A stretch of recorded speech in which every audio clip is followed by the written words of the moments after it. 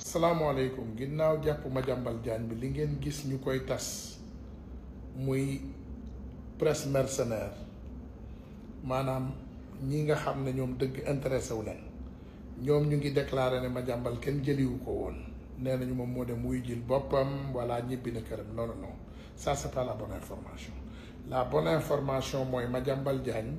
dañ ko interpellé yóbbu ko biñ ko yóbboo présenté ko juge may ko li nga xam ne moom mooy contrôle judiciaire maanaam da ngay génn mais yaa ngi ci ba léegi ci sañ-sañu yoon moo lay xool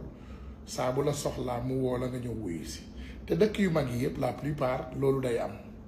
voilà donc je pense que désinformation bi moom mën nañ cee moytu parce que nag xibaar moom bu ñëwee te ñu koy leeral dañ ko continuer leeral rek mu nekk à ta faveur ou pas à ta faveur Madiambal jàppoon nañ ko relaxé nañ ko sous contrôle judiciaire ah du loolu moo xew Sénégal ñaata nit la ñu jàpp ñaata nit ñoo nekk sous contrôle judiciaire du xaaj du jeex donc nañu rester sur l'information rek mais comme ni ma leen koy waxee ñun li ñu intéressé mooy bandi yi délinquants yu mag yi nekk ci dëkk bi yëpp ngeen jàpp leen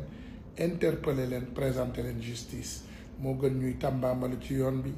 jaaykatu banaana yeeg jaaykatu mango yeeg tuxkatu yamba yi nekk ci kaso bi les grands drogue dealers sont toujours libres ñu mel ni Abdoulaye Seck doomu Idrissa Seck borom faux billets yi ñu mel ni Bougazeli ak yeneen musiciens yeeg yeneen yi may bañ a wax yi ngeen xam ci tappale yu mag a mag yi nekk ci biir réew mi ak ba ci l'ancien ministre de la justice Ismaïla Madior Fall ngeen takkal ko bracelet électronique yoo xam ne waxoon nañ leen ne c'est les frères Guèye qui le gèrent dara amu ci sécurité wa asalaamaaleykum wa rahmatullah